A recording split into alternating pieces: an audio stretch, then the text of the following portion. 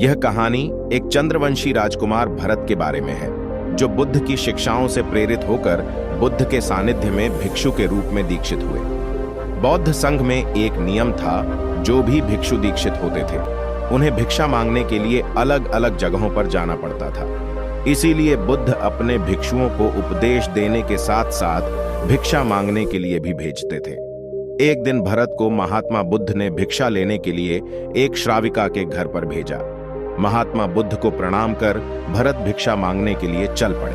भरत रास्ते में चलते हुए सोच रहे थे कि ना जाने आज खाने में क्या मिलेगा। मेरे महल में तो हमेशा खाने के लिए अनगिनत स्वादिष्ट भोजन मिलते थे, तरह तरह के व्यंजन मिलते थे, लेकिन आज जो भी मिलेगा उसी से काम चलाना पड़ेगा। ऐसा सोचते सोचते भारत श्राविका के घर पहुंच गए और भिक्षा के लिए याचना की।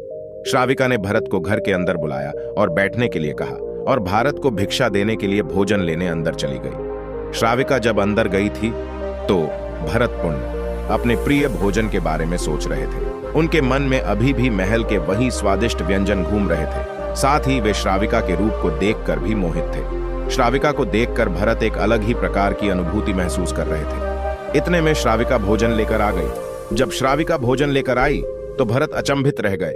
भरत ने देखा कि उनके सामने उनका वही प्रिय भोजन रखा हुआ है, जिसके बारे में वो रास्ते भर सोचते आए हैं। अपने प्रिय भोजन को देखकर भरत खुश हो गए और भिक्षा ग्रहण करने लगे। भिक्षा ग्रहण करते हुए भरत सोचने लगे कि उनको हमेशा खाना खाने के बाद कुछ विश्राम करने की आदत है, ठीक वैसे ही जैसे वे अपने महल में किया करते थे। लेकिन आज उन्हें यहाँ से खाना ग्रहण करने के बाद चिलचिलाती धूप से होकर वापस आश्रम पहुंचना है। भोजन हो जाने पर श्राविका ने भरत को कुछ समय विश्राम करने के लिए आग्रह किया। भरत पूर्ण खुश हो गए। सारी इच्छाओं की पूर्ति होते देख भरत इसको एक संयोग मानकर कुछ देर के लिए लेट गए। लेटते हुए भरत सोचने लगे कि आज तो सोने को मिल गया, लेकिन मेरे सर पर से हमेशा के लिए छत का साया तो मिट ही गया है। ये सब सोचते सोचते भरत सो गए। जब भरत सोकर पुनः उठे तो श्राविका ने कहा कि आपको जब तक यहाँ पर रहना है आप यहाँ पर ठहर सकते हैं। इतना सुनते ही भरत के आश्चर्य का ठिकाना नहीं था। अब भरत समझ गए कि ये कोई संयोग नहीं है, श्राविका जरूर मेरा मन पढ़ रही है। भरत खड़े हुए। भरत ने श्राविका से पूछा, मुझे क्षमा कीजिए, पर क्या आप मेरा मन पढ़ सकती हैं? आप यह सब कैसे कर लेती हैं? श्राविका ने कहा, शुरू शुरू में मेरे लिए ये कठिन था, लेकिन मैंने खुद के विचारों को देखना शुरू किया। शुरू में मेरे विचारों की संख्या अनगिनत थी, पर मैंने अपना पूरा ध्यान उन विचारों पर केंद्रित किया।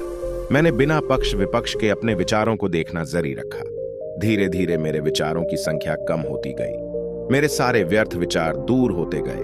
तब से मैं दूसरों के विचार पढ़ लेती हूँ। यह सब सुनकर भरत घबरा गए। भरत ने श्राविका से आज्ञा ली और वहां से निकल पड़े। रास्ते में चलते हुए भरत अपने मन के विचारों का स्मरण करने लगे। भरत के मन में श्राविका के बारे में अश्लील विचार आए। श्राविका ने उनके के बारे में क्या सोचा होगा? भरत को खुद पर शर्म आ रही थी। वह बहुत लज्जित महसूस कर रहे। रास्ते भर वो खुद को लज्जित महसूस करते रहे और थोड़ी ही देर में वह आश्रम पहुंचे गए। भरत ने बुद्ध से कहा कि अब से वह कभी भिक्षाटन के लिए नहीं जाएंगे। बुद्ध ने भरत को नीचे बैठाया और कहा, क्या हुआ, तुम मुझे अपनी व्यथा विस्तार से बताओ। भरत ने बुद्ध को सारी बात विस्तार से बताई। भरत की बातों को सुनकर बुद्ध ने कहा कि आज से 7 दिनों के लिए श्राविका के घर पर भिक्षा के लिए तुम ही जाओगे, लेकिन तुमको कुछ बातों का ध्यान रखना पड़ेगा। कल तुम जाते हुए अपने चित्त को पूरे होश में रखना। तुम्हारे अंदर कौन से विचार उठ रहे हैं, कैसे विचार उठ रहे हैं, उन पर ध्यान केंद्रित करना। होशपूर्ण और जागृता के साथ ध्यान करना कि कौन सी वासना तुम्हारे भीतर उठ रही है।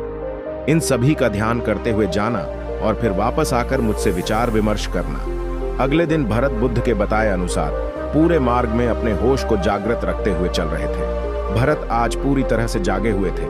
जैसे जैसे श्राविका का घर नजदीक आ रहा था, भरत की घबराहट बढ़ रही थी। उन्हें लग रहा था कि कहीं वो अश्लील विचार उनके मन में फिर से ना आ जाए। खैर, भरत ने अपनी घबराहट को एक तरफ करते हुए बुद्ध के विचारों पर ध्यान केंद्रित किया।